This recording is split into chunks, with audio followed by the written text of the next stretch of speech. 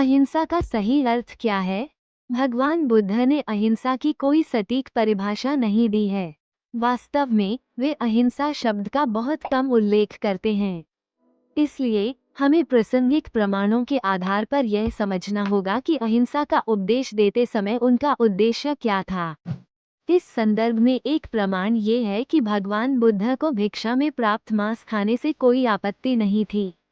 यदि किसी जानवर की हत्या में भिक्षु का कोई प्रत्यक्ष या परोक्ष संबंध न हो, तो वो उसका मांस खा सकता था। भिक्षुओं को भिक्षा में मिला मांस न खाने का जो आग्रह देवदत्त ने किया था, उसे भगवान बुद्ध ने अस्वीकार कर दिया। दूसरा प्रमाण ये है कि भगवान बुद्ध ने यज्ञों में की जाने वाली पशु हिंसा का विरोध किया था।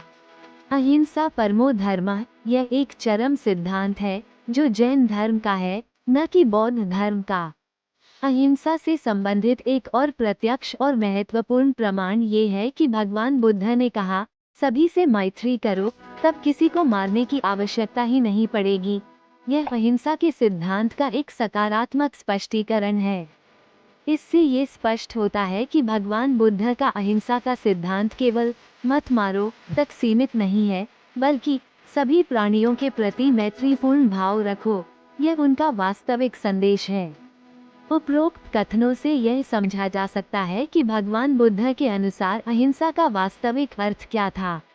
भगवान बुद्ध हत्या की इच्छा और हत्या की आवश्यकता के बीच अंतर करते थे। जहां हत्या की वास्तविक आवश्यकता थी, वहां उन्होंने इसे पूरी तरह से प्रतिबंधित नहीं किया। लेकिन जहां केवल हत्या की इच्छा थी, बिना किसी ठोस कारण के, वहां उन्होंने इसे पूरी तरह से रोक दिया।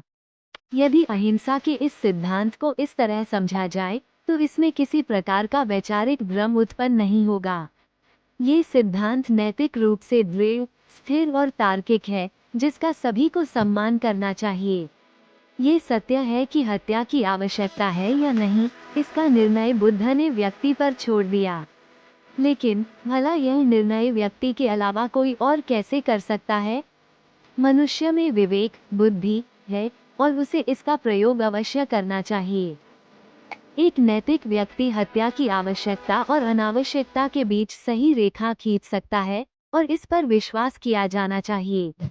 ब्राह्मण धर्म में हिंसा की इच्छा और हिंसा की चेतना निहित है। जैन धर्म में हिंसा से पूर्णतः बचने की चेतना है। भगवान बुद्ध का अहिंसा का सिद्धांत मध्यम मार्ग के अनुरूप है।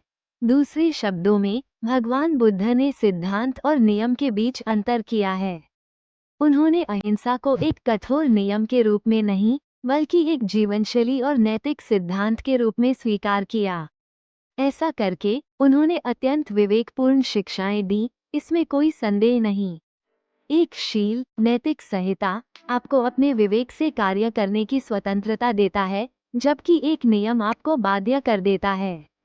नियम या तो आपको तोड़ते हैं या आप नियमों को तोड़ते हैं।